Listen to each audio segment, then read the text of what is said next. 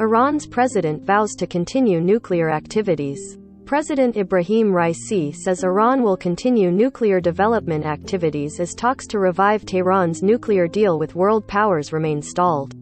Tehran, Iran. President Ibrahim Raisi said Saturday that Iran will continue nuclear development activities as talks to revive Tehran's nuclear deal with world powers remain stalled, state media reported.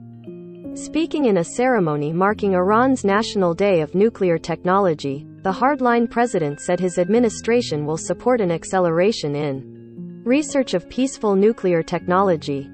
Our knowledge and technology in the nuclear field is not reversible. Iran's continuation of research in peaceful nuclear fields will not depend on others' demands or viewpoints, said Raisi, who came to power in August. Raisi's comments came as talks between Iran and world powers in Vienna to revive the 2015 nuclear deal have stalled. There is concern that Iran could be closer to being able to construct an atomic weapon if it chose to pursue one. The nuclear deal collapsed 4 years ago when former President Donald Trump withdrew the United States and imposed crushing sanctions on Iran.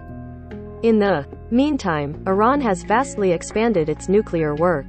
Iran has long insisted that its nuclear program has had peaceful purposes like generating electric power and medical isotopes.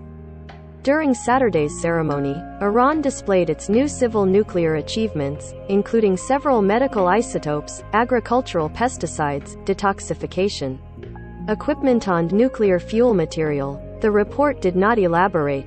The head of Iran's Civilian Atomic Energy Organization, Mohammad Eslami, said Iran will soon pursue construction of a new nuclear power plant with 360 megawatt capacity. It is to be located near the town of Darkovan in oil-rich Khuzestan province in the country's southwest.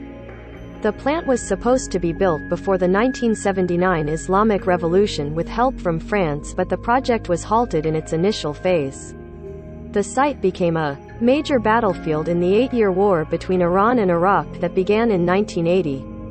Iran's sole nuclear power plant, with 1,000 megawatt capacity, went online in 2011 with help from Russia in the southern port city of Bushehr.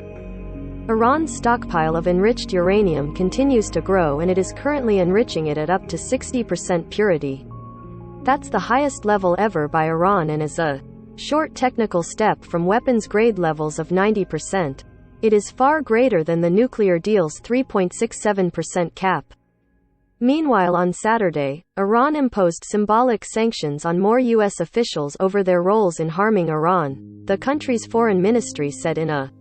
The 16-person list included George William Casey, former commander of American forces in Iraq, CENTCOM former commander Joseph Vattel, former commander of American forces in Afghanistan Austin Scott Miller, U.S. Ambassador to Lebanon Dorothy Shea and other U.S. officials from the former Trump administration.